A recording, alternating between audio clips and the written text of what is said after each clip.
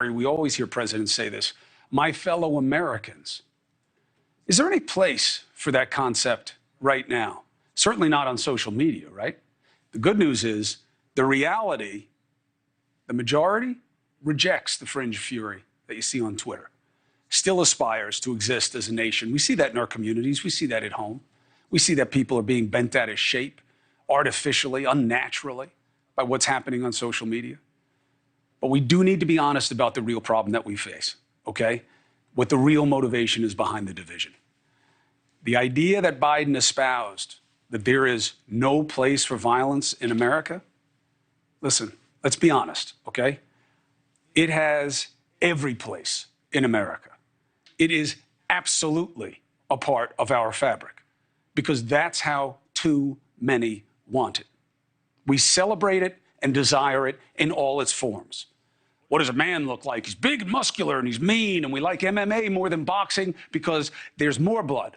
There's more definitive outcome. There's more violence. We're never going to change football. Why? Because we want the collisions. That's why. And we all know it. You want football to be safer? Take the helmets off. But you won't do that because we want the violence.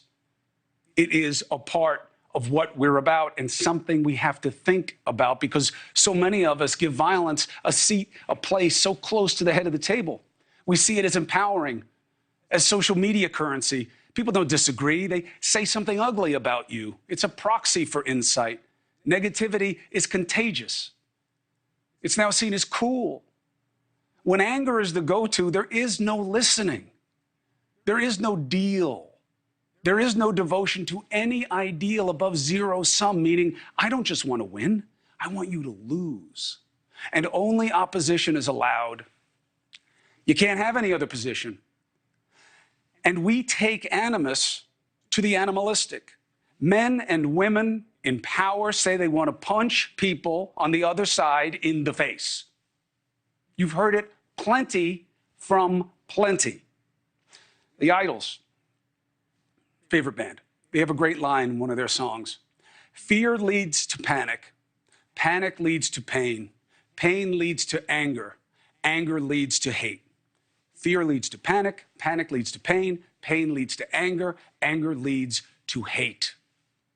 And that is the cycle that we're in. And that's how people are coaxed. And that's what must be broken. Now, by what? A better message that wins out. Maybe. But I don't know that we have that coming our way. I think the more realistic repair is not about what, but who. When the president talked about we the people tonight, it wasn't just conventional language. It wasn't just about the operative effect of our democracy. I think he was talking to you, the men and women and families that I'm really trying to cultivate as the audience for this show, whom I refer to as free agents, not blinded by party or tribe or animus, open minds and hearts and willing to listen. I don't think the diehard can be part of a solution. They're too invested in playing to advantage. You know, look, he was right when he said that the 2020 election was very vetted. I don't think this was the right time to give this speech. I'll be honest. I think you should have been working this message for a long time. And I think messaging is a big problem for his party. But 2020 was so vetted. I've never seen a presidential election like that. The irony that there were so many questions about it, but there were so many counts and recounts.